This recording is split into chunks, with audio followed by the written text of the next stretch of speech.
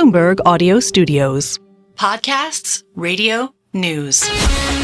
This is Bloomberg Businessweek. Insight from the reporters and editors who bring you America's most trusted business magazine, plus global business, finance, and tech news. The Bloomberg Businessweek podcast with Carol Messer and Tim Stenevec from Bloomberg Radio.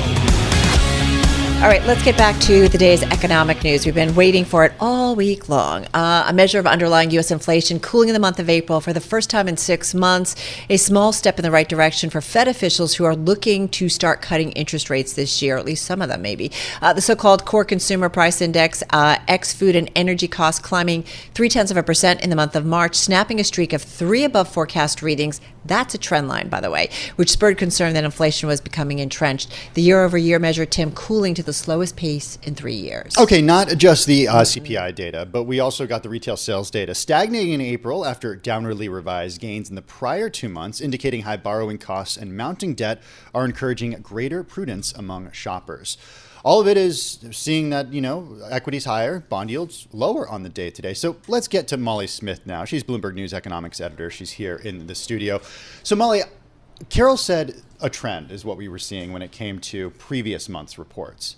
Does one Fed-friendly report make a new trend? Because it certainly seems like that's how the market's reacting. Yeah, and I think a lot of people tell you the market is overreacting in that perspective, and that one print absolutely does not make a trend, and that very much remains to be seen if inflation is sustainably retreating or resuming again that downward trend. And by the way, 0.3%, sure, it's better than 3 straight months of 0.4, but 0.3 on an annualized basis, still well above the 2% goal. That's not what the Fed is looking for. Maybe you start to get a string of increases. Still at 3.4% year over year, right? Headline? Yes, and the core at 3.6. That's the one that was the lowest in 3 years. So of course, yeah, you like to see that this direction is starting to happen again, but 1 month certainly doesn't indicate that it's going to happen again. The devil's in the details. We've been hearing everybody talk about, high shelter costs and so on and so forth. We look at different things like energy. The details within the report. Anything significant there that maybe says, oh, maybe something different is happening? Well, within or not. Within shelter, some promising signs there, and our upcoming guest perhaps will have some things to say about that. That's a deep tease. I bring him in. Maybe not so deep. Can I do that? Joining us now. Go ahead. Joining us now, Stuart Paul, Bloomberg economics economist, with us here in the Bloomberg Interactive Broker Studio. Hey, Stu. Do you want to talk about housing inflation? Sure. So we did see rent step down a little bit to about 0.35% month on month. OER, the owner's equivalent of rent, is still a bit stubborn, staying above 0.4% on the month. Carol, if we're looking at some of the other items under the hood, I think that it's the lack of change that we actually see on the month that's the most interesting. Excluding autos, core goods prices are still rising. That's pretty atypical. You go shopping, you feel it. You definitely feel it. And if you look at autos, you might have been surprised to see auto prices declining on a seasonally adjusted basis, 1.4%. That's because about 2/3 of that decline is really the seasonal adjustment factor. It's not what you're seeing when you walk on the lot to buy a car.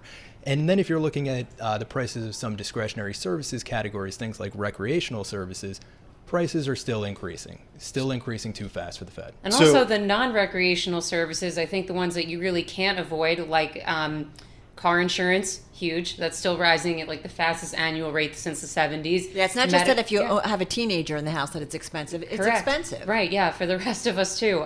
So car insurance, a big one, medical care, a big one. I mean, these are things that you just can't avoid. But yeah, the recreation ones for sure, if you want to go out and have some fun. The two of you are painting a picture for us that doesn't necessarily go in line with what we're seeing in the equity and the bond market today. And I'm wondering, Stuart, if you absolutely think that at least the equity market is overreacting. Perhaps a little bit. Perhaps it's that markets are looking at retail sales number that were pretty dismal. Just across the board, retail sales surprised to the downside. So that would warrant some expectation for perhaps a second Fed rate cut this year. There was just one full cut priced before this morning. Now we're seeing 2 full cuts priced. But yeah, across the board, retail sales were pretty dismal. If we were just to exclude gasoline prices, we would have had a negative headline print. Headline just held flat on a nominal basis. On a real basis, we're seeing declining retail sales. That's a bummer. We've talked about how important consumers are to the economy, correct? Yeah, absolutely. And if we're kicking off Q2 data, we are getting our first print, our first hint at what consumer spending is going to be for the second quarter. It's going to be a material slowdown in real terms from the 2.5% annual basis that we printed in Q1. All right, so got to bring in Ira Jersey, because we are now talking about the markets, and we want to get to the bond market and the rates curve. Ira Jersey, Chief U.S. Interest Rate Strategist at Bloomberg Intelligence at BI headquarters out there in Princeton, New Jersey. I mean, I'm looking at a 10-year at 434, a 2-year note at 473. I mean, we've seen a dramatic move down here, Ira. Walk us through it and what it says to you and the significance of the moves. Yeah, so I think the market had to reprice the idea that the Fed might not be cutting as aggressively as they thought earlier in the year. And the market, the bond market tends to overshoot a little bit, right? You get a lot of positioning where people are long, they get out of those positions, there's not a lot of liquidity, then people are fearing that, hey, maybe the Fed might even hike this year, so they wind up maybe even getting a little short. So I think we're trying to find an equilibrium here. 435 was a pretty important technical level. If we close below that, then that could set us up for a little bit more of a rally here in the long end of the yield curve. But I think probably low four, call it 425 to 450 might ultimately be a range that we stay in until we get more convincing data one way or the other, that either the Fed's going to be on hold for the entire year and into 2025, or maybe they factually will cut, and if we start to price that higher probability of those more cuts in, then obviously the market will rally a little bit more. Well, it's interesting, Eric, because we're seeing quite a reaction, as Carol has talked about, as you've just talked about, and I'm wondering if this to you says that, wait a second, the worst in terms of where we think that rates are going to go is actually behind us this year. Is that what the bond market's telling us? Well, I think there's two pieces to it. I think one is that there were people who were fearful that the inflation data in particular would come out a little bit hotter than expected, so they came in short.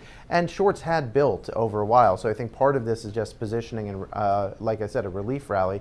And the retail sales numbers, as Stuart and you guys just mentioned, were not particularly good. Although, there's some oddities sometimes when you have a good print like we had in March. April can be a little bit weaker. So if you look at longer term averages, those haven't changed a whole heck of a lot. But the market, I think, was relieved that you didn't have stronger data, and because of that, there were people who were comfortable just getting long at 4.4, 4.5%.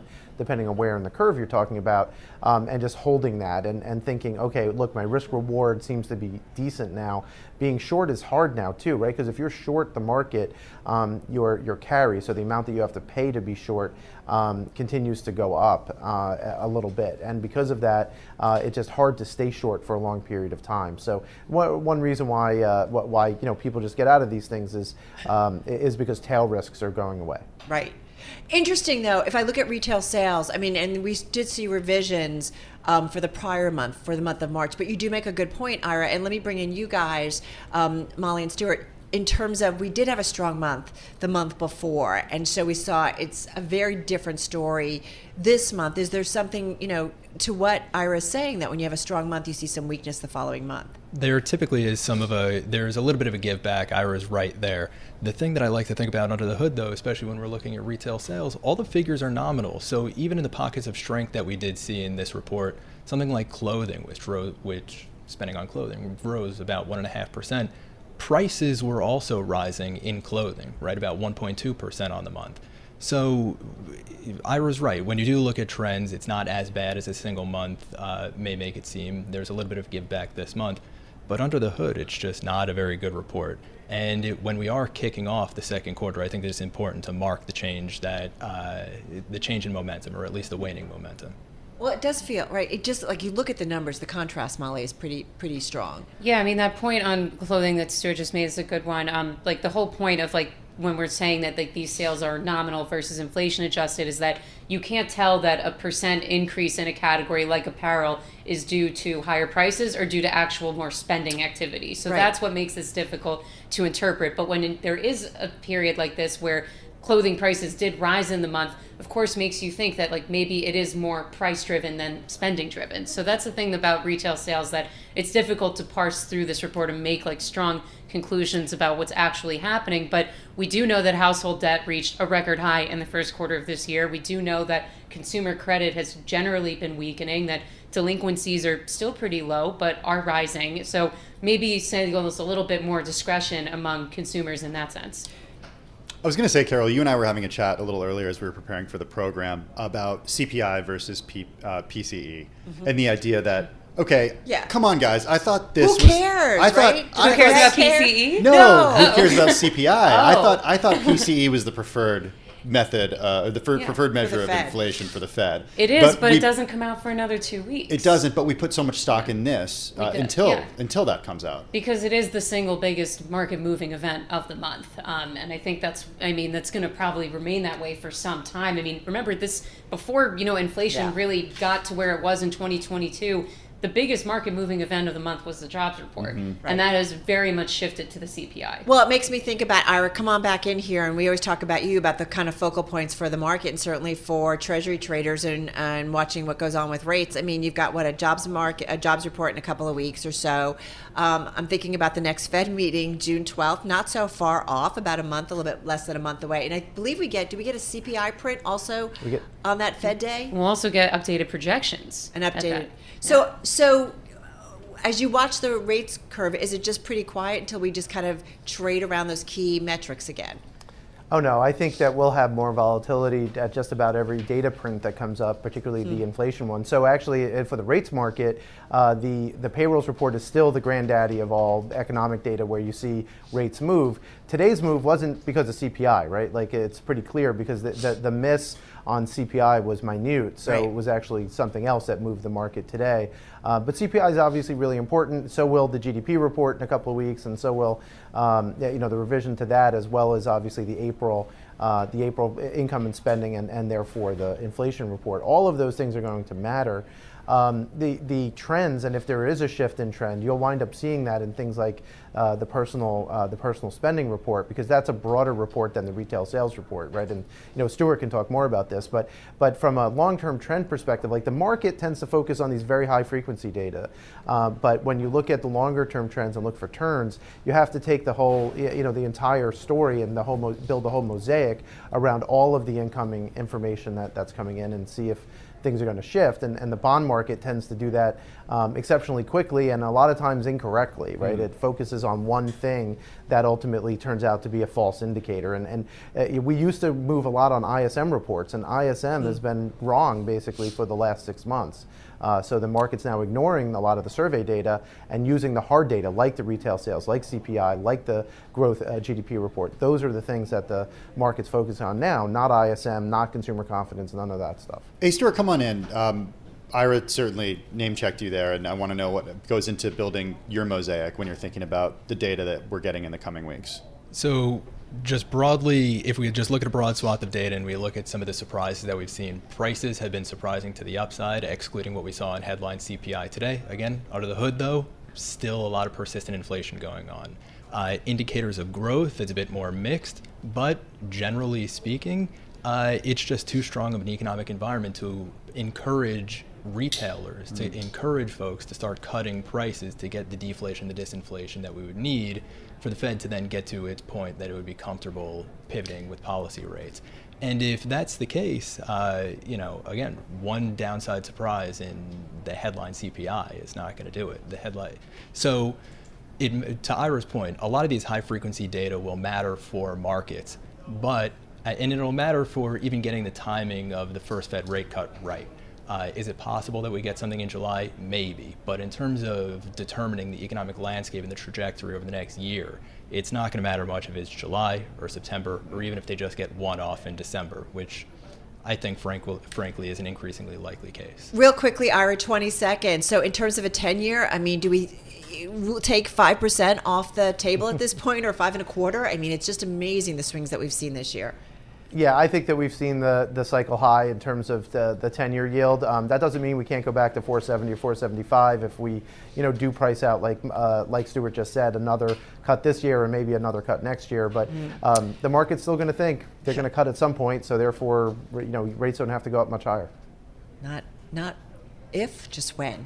We're still data dependent, Molly, really quick. All day. And I just wanted one thing I just wanted to point out, downside surprise on the headline CPI, everything else came in as expected. Right. So good point. To Ira's point of this being a relief rally, that things were just in line and not worse. Molly Smith, Stuart Paul, Ira Jersey, that's our Bloomberg team, the amazing trifecta.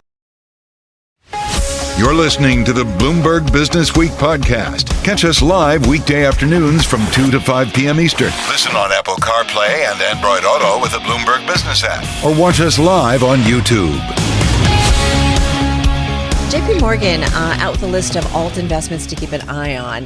The firm highlighting private equity, private credit, real estate, infrastructure, also secondaries. Sounds like certainly a lot of the topics that we talked about at Milken, that's for sure. Yeah, well, our next guest is the head of alt investment over at Mercer Alternatives. Joining us is Raelan Lambert, global alternatives leader at Mercer Alternatives. It's the alt investment arm of the consulting firm Mercer. It's got $160 billion in assets under management overall and $25 billion when it comes to the alternatives space. She joins us from Rancho Cordova, California. Raelan, good to have you on the program this afternoon. So I'm curious about what you're seeing in terms of demand right now, because as Carol mentioned, I mean, last week at Milken, 100%, pretty much all about alternatives and AI, I guess we could throw in there at this point. A lot of private credit. But what are you seeing in terms of demand right now and in terms of what investors want to see as an overall portion of their portfolio dedicated to alternatives? Well, sure. Thank you. Given that we have the tools in our toolkit to help clients implement their total portfolios, as you indicated, alternatives is certainly a growing component of that. When you think about where portfolios are today versus the 60-40 allocation just a few years ago, the reality is I think investors are realizing if you're not investing in private markets, you are missing a huge component of the investable universe. And so you mentioned private credit. That has continued to be a high growth area for us, particularly amongst our European investors and others that are looking for current income and yield. Infrastructure, we've been long-standing investors in infrastructure. And so certainly as the energy transition continues, digitization, energy security, those themes certainly carry through. And of course, private equity is certainly a hallmark of what clients seek our help from both an advice and implementation standpoint. And so that is an area that we continue to focus, and certainly happy to touch on AI. Yeah, well, and I do want to touch on it, but first I want to ask you, Raelan, private equity, different from private credit, different from real estate, different from infrastructure, right? So I'm curious, where are the fundamentals and the environment's best idea, if you will, in the alt space, alt investing space? Well, one of the things we really try to do is connect the dots for investors. Rather than digging deep into, say, a specific strategy, we look at thematically, what is the possibility of inflation going to have on portfolios? Mm-hmm. Clients want to know how should they position that relative to concerns around geopolitics, stagflation, and certainly market volatility.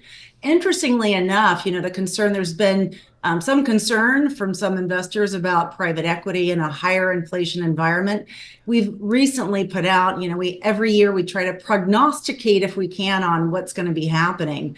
And one of the things we found with respect to inflation and private equity is, in fact, there's not really a correlation between a high inflationary environment and the returns that investors can attain in private markets. In fact, if you look in the early 2000s, interest rates were pretty at parity with where they are today, and that happened to be quite a strong returning environment.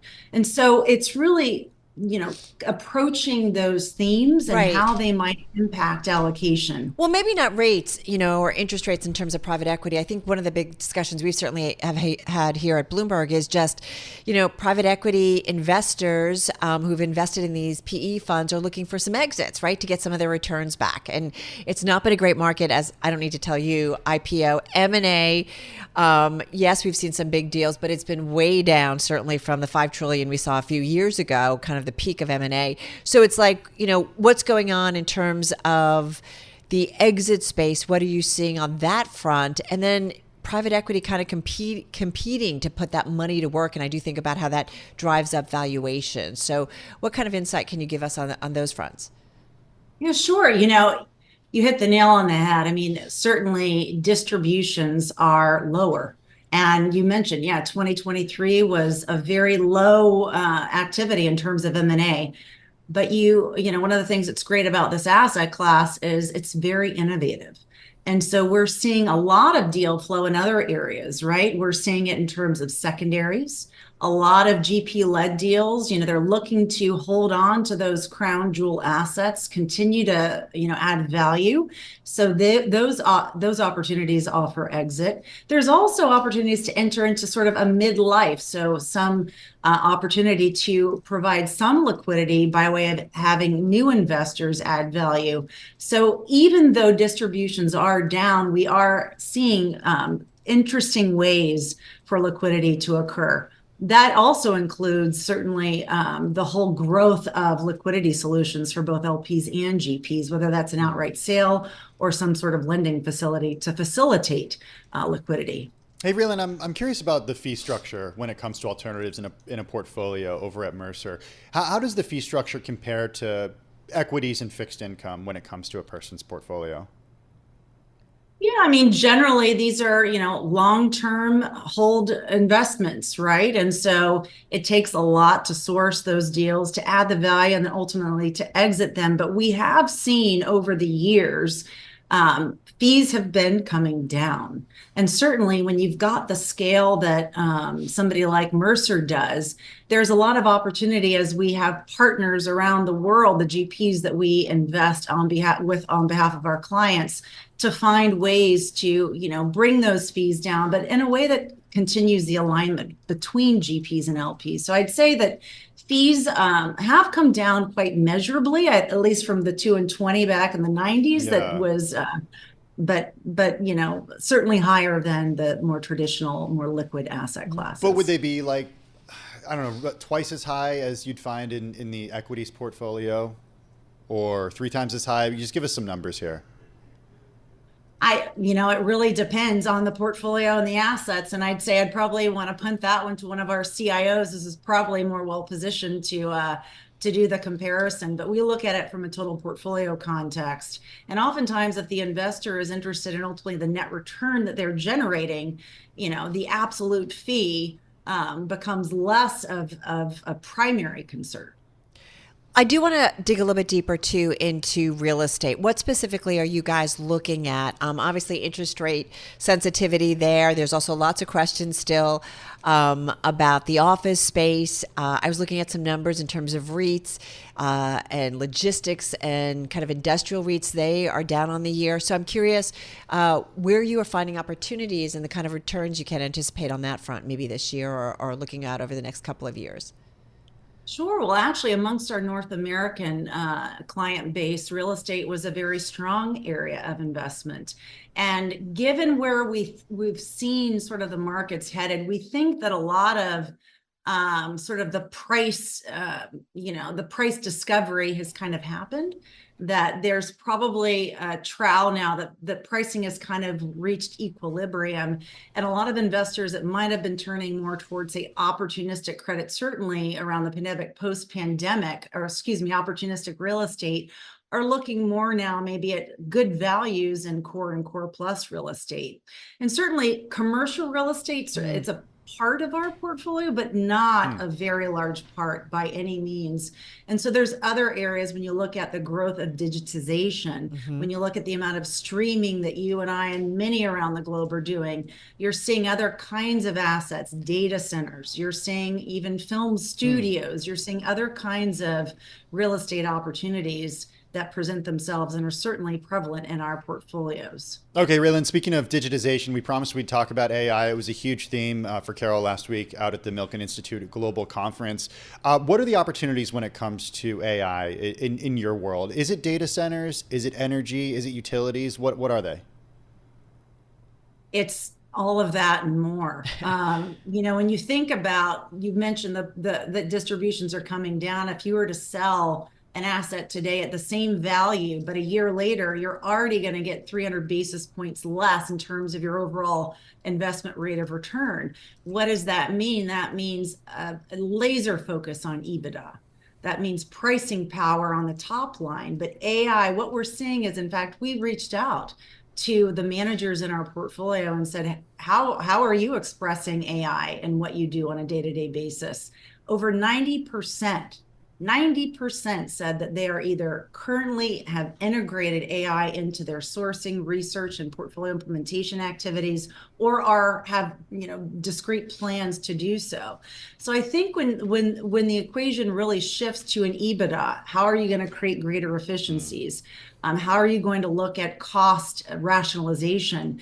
That plays a huge part across all industries. But we're also seeing managers think about new product development or even augmenting capabilities or product lines that good companies already have. So I'd say it's quite pervasive across sectors, across different kinds of investments. And it's certainly an exciting time. All right, going to leave it there. Hey, listen, Raelan, so nice to get some time with you. Really appreciate it. Raelan Lambert, she's Global Alternatives Leader at Mercer Alternatives, joining us on this Wednesday. You're listening to the Bloomberg Businessweek podcast. Listen live each weekday starting at 2 p.m. Eastern on Apple CarPlay and Android Auto with the Bloomberg Business app. You can also listen live on Amazon Alexa from our flagship New York station. Just say, Alexa, play Bloomberg 1130.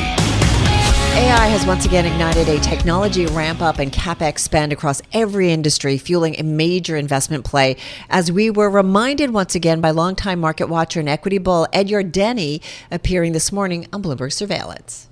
Everything's technology. So my pet theory here is that when you look at the stock market, you have to think of every stock as a technology company. They're either making it or using it. If they're not using it, they're going to lose it. All right, that was Ed Yardeni earlier. Basically, everybody's a technology company. You're either using it or you're making it for others to use. All right, the great AI utilization and investment race, it is on. And yet Silicon Valley, the heart of innovation and the startup community, is searching for its piece of the action. And that's what the remarks of this week's new issue of Bloomberg Businessweek is all about, written by Bloomberg's Brad Stone and Rachel Metz. That new issue out tomorrow. It's already online at Bloomberg.com/Businessweek. It's great to be talking once again with the editor of Bloomberg Businessweek, Brad Stone. He's author, too, of many books, including 2 on Amazon. The latest being Amazon Unbound, Jeff Bezos and the Invention of a Global Empire. Brad, usually on the West Coast, out in California. Lucky for us, though, here in our New York headquarters. So, Brad, a busy week on the AI front. We got to catch up with you at the Bloomberg Tech Conference on Thursday. And a question that I asked you there was, you've been studying technology for years. You've been a participant in it for years as an observer, as a writer, as a journalist. And I wondered about corollaries between what we see with AI versus what we saw with the 90s with the rise of the internet, what we saw at the 2000s and social media, and how this time is different. And you kind of dive into that a little bit when it comes to the remarks section. Yeah, thanks, Tim. I mean, that juxtaposition is almost what led me to this essay, because I felt like with the internet in the 90s, sure, we didn't know if the line would be linear or not, but you could predict with a fair amount of certainty that this thing was going to be impactful. Same with social networking. We didn't know how long it would take, but that most of the people in the world would be networked together in some way. I feel like the questions in AI are much more fundamental. I think that, we're a community in tech in Silicon Valley that likes to have answers, and I think that, I wanted to acknowledge a certain amount of what I'm calling AI ambiguity exists. For example, the extraordinary increase in the capabilities of services like ChatGPT, which have been exponentially getting better. Will that continue, or will it flatline? OpenAI gave a demonstration of a new multimodal chatbot earlier this week, and people thought it was a marginal improvement. I think the consensus was less than impressed. Google at Google I/O announced a number of new things, the biggest one being a redesign of the search page to feature more AI content. So will it keep getting better? Will the big tech companies completely dominate and own the AI opportunity, or is there room for startups? So many questions, not a lot of answers. That's why I called it the age of AI ambiguity. Well, and meantime, I feel like every conversation we have in the investment space, Brad, is all about, okay, this is how you make money in AI. Having said that, I do wonder, is it ultimately going to be the big players, because the cost of either data centers or the computations, training these things, it's expensive. So I do wonder, ultimately, is it going to be led by the deep pockets of a Microsoft or an Alphabet and others? Yeah, that's another great uncertainty. At the tech conference that you mentioned, the co-founder and CEO of Anthropic, Dario Amodei, said it could cost $100 billion to train like a future model. Look, it's going to require ever more amounts of computing power and resources to train these models, and get them to be exponentially better. So who can afford that? At the same time, Mark Zuckerberg and Meta spent $100 million training Llama 3, acquiring the processors from NVIDIA, very specialized and hard to get processors, and then they've open sourced it. So they're harder and harder to do, and the economics are being eradicated. And so what does profit making for the foundational models look like? It's another of these great ambiguities.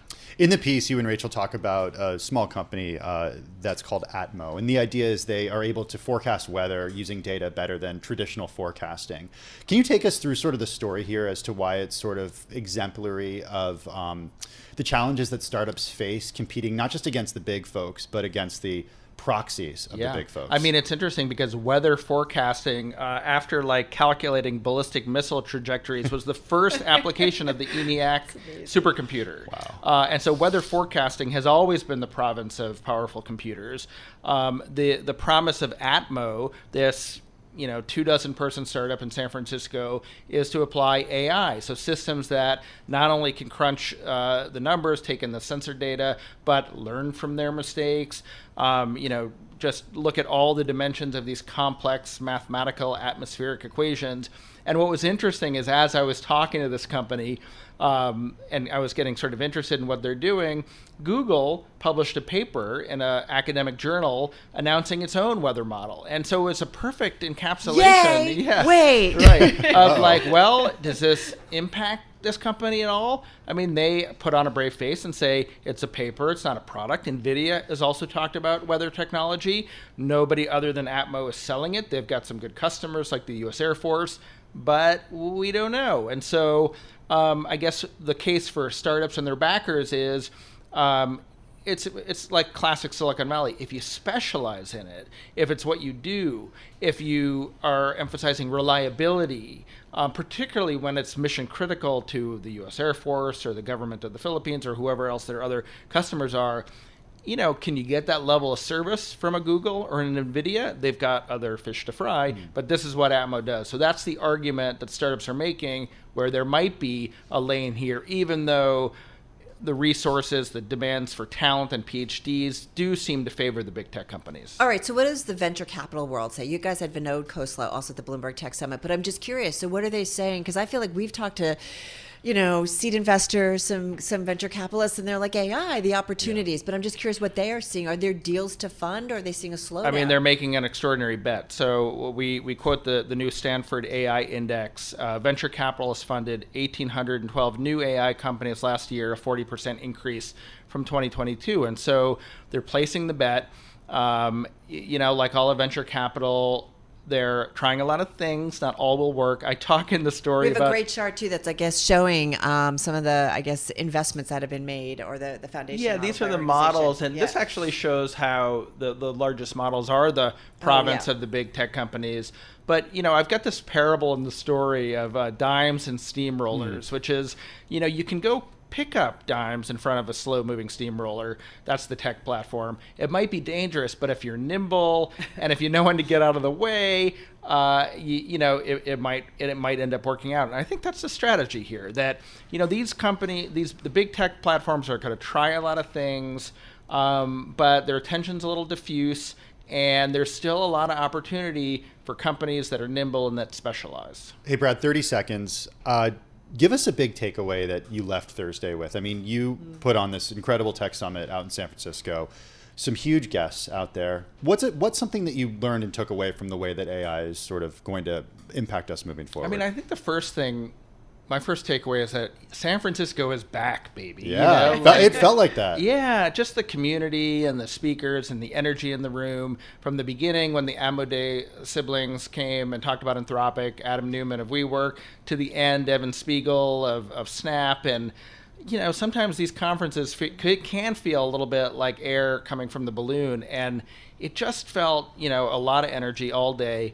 I think, part of what inspired me to write the story is, if we're talking about AI takeaways, that there's still just more questions and answers, and that's why we called it the age of AI ambiguity. We are early on. Brad Stone, thank you so much.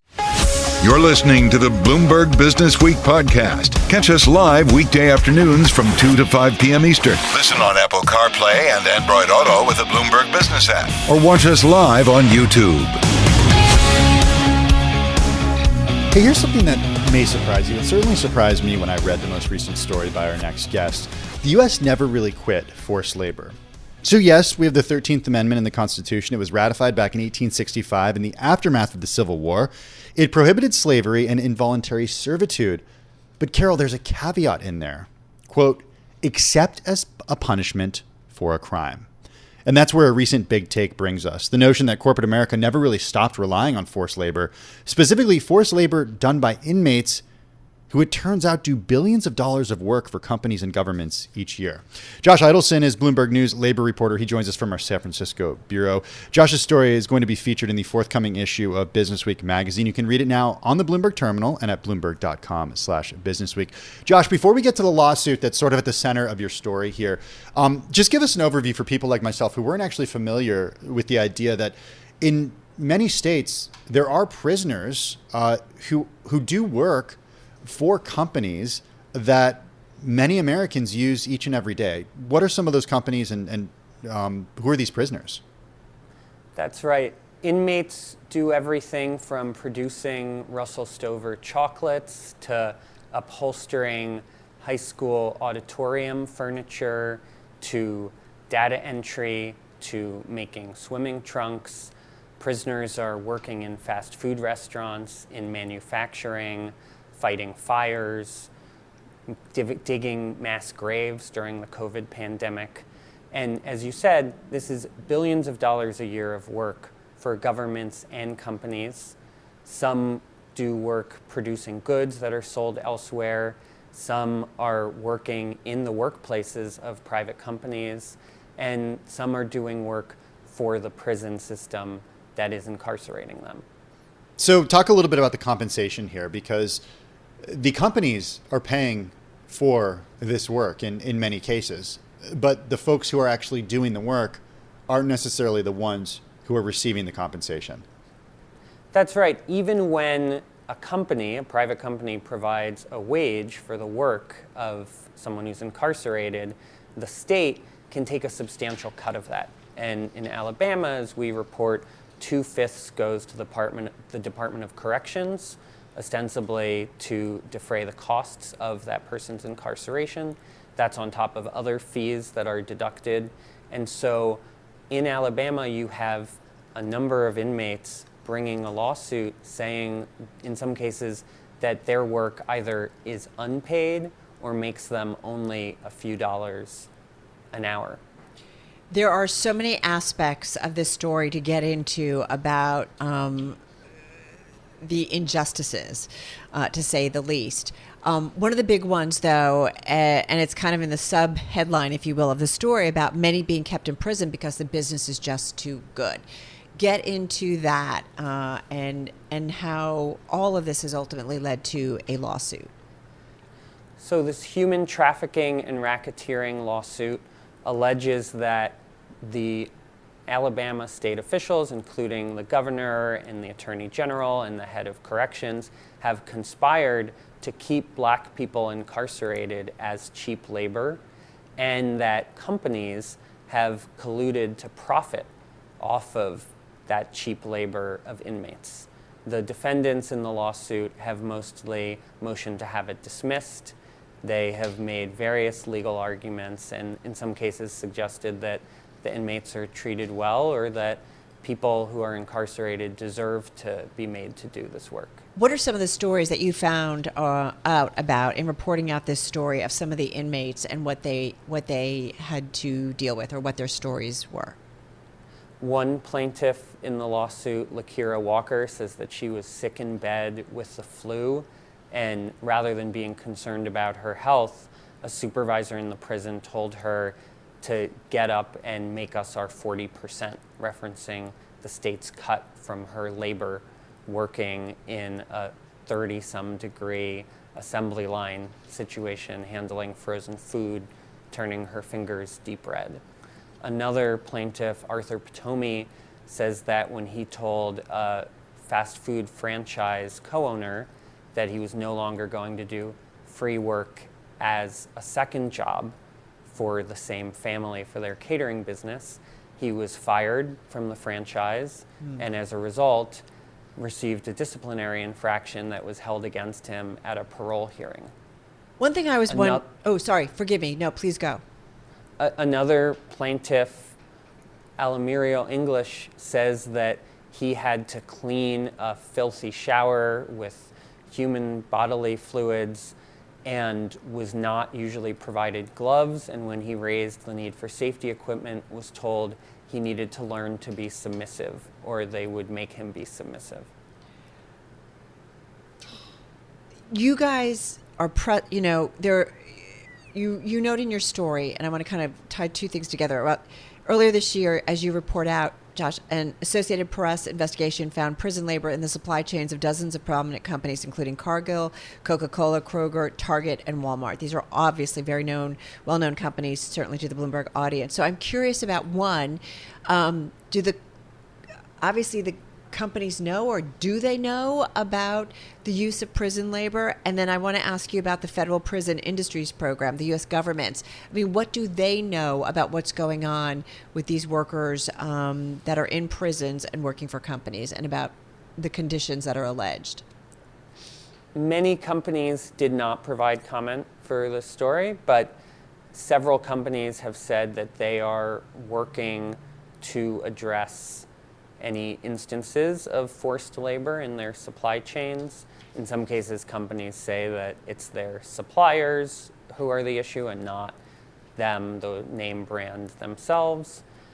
The Federal Prison Industries Program has a brochure, we note in the story, where they advertise prison labor as an alternative to what they call unstable labor, and say you still get the made in the USA marketing advantage from getting your dorm furniture or swim trunks or data entry from this prison labor. We also note in the story that there have been allegations of safety issues there, an inspector general report that was critical of how that agency handled safety, though the inspector general later said that by the time the report came out, things were operating safely with limited exceptions. Hey, Josh, there's a racial element here that's really important in your story when it comes to the granting of parole and how folks who are incarcerated can get out and to what extent they do get out. Talk to us about what you found in your reporting here. So the lawsuit uses public records to conclude that there is a 2-to-1 disparity, with white people being twice as likely when considered to receive parole as black people in prison.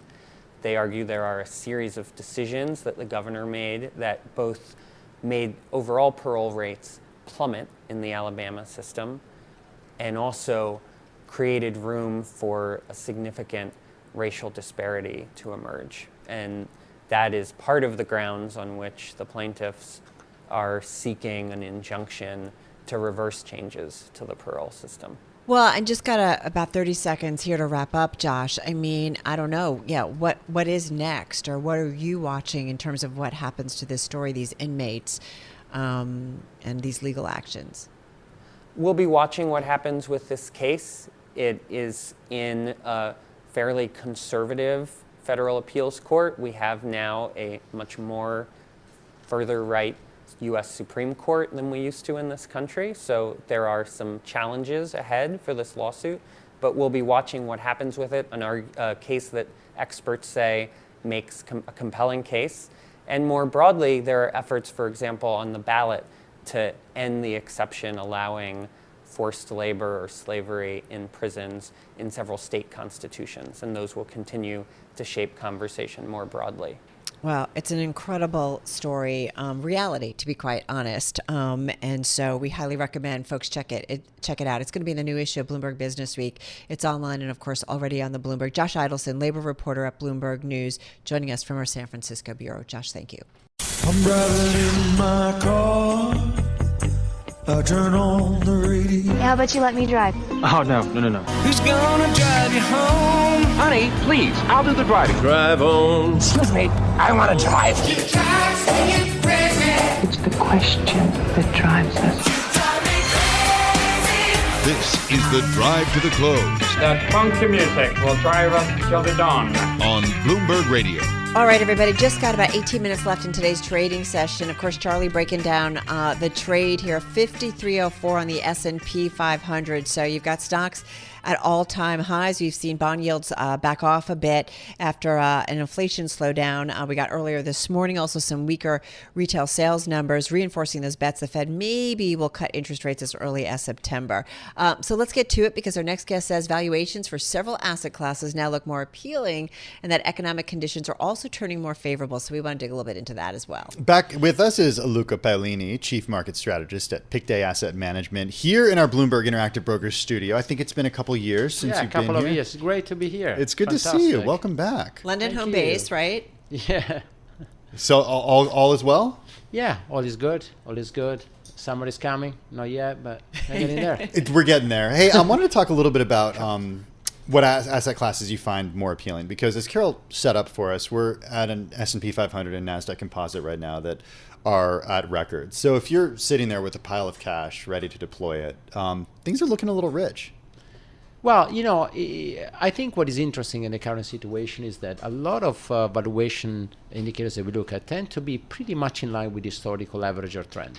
There are some outliers, maybe U.S. equities, maybe Japanese bonds, but overall most asset classes trade more or less where they should be. So I think the value is difficult to see great value. And if you see value, probably it's a value trap. Think about Chinese equities. We see value now, for example, in bonds, because you have a peak in U.S. growth. Inflation, is sticky, but probably trending down. The Fed is cutting rates. So we see value in bonds. And if you look at equities, to be honest, the value is more in Europe and Japan. You know, cyclical markets, you see some improvement in the economy as well, especially in Europe. And these are markets that are outperforming the U.S., believe it or not, this year. So I think we should probably give some credit to Europe in the short term. In the long term, the U.S. is still the place to be. Luca, I think so many people are talking about Japan, right? It finally, a change in certainly their outlook, if you will, and certainly for market potential. How do you play it? Do you buy a basket? What do you do in terms of the equity exposure specifically for Japan? Well, let me say that first of all, we also expect the yen to recover. So if you are, let's say, a foreign investor, you probably get the boost also from the currency side. Otherwise, look, we tend to focus more on the domestic companies in Japan. Japan is really a stock pickers market. It's not, you cannot just buy the index. Been, right? Yeah. Yeah, but we focus more on the domestic sectors because we think that the yen will get stronger. I think the domestic demand will improve. So we really believe that Japan has turned the corner, and I think when you look at valuations, they may look rich, but rich compared to the past 10 years when Japan was not in the same position as it is now. You said in the long term, the U.S. is still the place to be. How long term? I think so, for a very simple reason. If you look at the main trend that we are going to see over the next few years, the artificial intelligence is one. But this is the U.S. where the U.S. is leading. You have companies that are generating a huge amount of profit. Profit margins are very solid. The risk for the U.S., I think, is coming more from the dollar, I have to say. And if you look over the medium term, though we think that the value, as I said, is in Europe and Japan. There will be some catch-up to do. But in the long term, it's difficult to be very bullish on Europe. There is very limited growth, no political leadership. It's very difficult. So the U.S., in a way, is the safest place to be. So wait, so not exposure to Europe, or you want just a little bit? In the short term, yes, because I think, look, if you look at the past 6 months or the next 6 months, you have probably a rate cut at ECB that comes before the Fed. Correct. Good valuation. There is good momentum in Europe. Inflation is falling more than in the US, and there is also momentum. So I see more. Well, to Carol's point, how do you know if in terms of your thesis, when to move out of Europe and Japan into the US if Europe and Japan are the place to be in the short term, but the long term the U.S. is? I think if you start to see the the global economy to weaken significantly, I think you have to play safe and go back to into the U.S. At that point, you probably can even consider China, because China is a completely different business cycle. Do you really want to consider China, and how? Not now. But if we expect the global economy to go into a recession or into a long phase of stagnation, you probably want to look at market where the cycle is different. China is in a completely different cycle. Inflation is negative. Well, it's a cycle that's often ruled by the Chinese government in terms of what they do in terms of policy. So, like, how comfortable do you feel about that? This would be only a tactical call. We don't think that China in the medium to long term offer the same value that it maybe could have offered 2 decades ago. Now is a very different environment. So that's why we stick with the US. But tactically, we think there is value set in Europe. But how much exposure? Like, if you say tactically, when you talk about Europe or China for that matter, tactically, how small of an exposure are you China, about? we don't have any exposure right now. What I was saying that if we expect a significant deceleration in global growth is something we may consider purely tactically. In Europe, it really depends on which funds you're talking about. I think, for a European investor having, let's say, a quite significant portion in European stocks, I think it makes sense. If you have 50% in equities, probably 20% in Europe makes a lot of sense. On the U.S. side, I'm wondering if November's election and the outcome there changes your thesis at all. Not yet. First of all, a lot of things can change between now and November. I don't think there would be a massive change in the direction of the country if there is a change. So I honestly think that it's too early to think about it. I personally think, though, that if Trump wins the presidency, I think what is probably is negative for bonds, while for equities, I think it's much more difficult to assess. It's much more a relative game. I think it's going to be bad for bonds, but otherwise we think it's too early to play the election game here. Look, I just got about a minute or so left here. I mean, what's interesting about this global market cycle right now? I mean, here we are, 4 years out of the pandemic. A lot of money that was thrown at investors and individuals globally as the economy shut down, but we're still kind of finding our way forward. But it's different. We've got a couple of wars. We've got geopolitics that constantly kind of creeps its way into almost every story and every, I feel like, investing conversation. So I don't know, what's interesting about the cycle? And forgive me, now you only have 40 seconds. What is interesting, we are at an all-time high and we have an incredible number of shocks, COVID, inflation, interest rates, wars. But everything feels pretty good. And maybe it is good. And I think the surprising element is, for example, we have seen no recession when everybody was expecting one, and I think we have seen the economy incredibly resilient to much higher interest rates. Why? I think because we had a fantastic increase in wealth over the past 2 decades. People feel wealthier, and they probably know some people. I'm talking on average. That means that I think they're much less vulnerable to a rise in inflation or interest rates, and I think we have to look into these indicators. I think this wealth creation in the past 2 decades has been massive, and there is still a lot of money around. And I think that's obviously reflected in this fantastic performance of markets. Well, good to have you here in studio. Safe travels home. Thank you. Yeah, see you soon. Luca Paolini, he's Chief Market Strategist at Picet Asset Management. This is the Bloomberg Businessweek podcast, available on Apple, Spotify, and anywhere else you get your podcasts. Listen live weekday afternoons from 2 to 5 p.m. Eastern on Bloomberg.com, the iHeartRadio app, TuneIn, and the Bloomberg Business app. You can also watch us live every weekday on YouTube and always on the Bloomberg Terminal.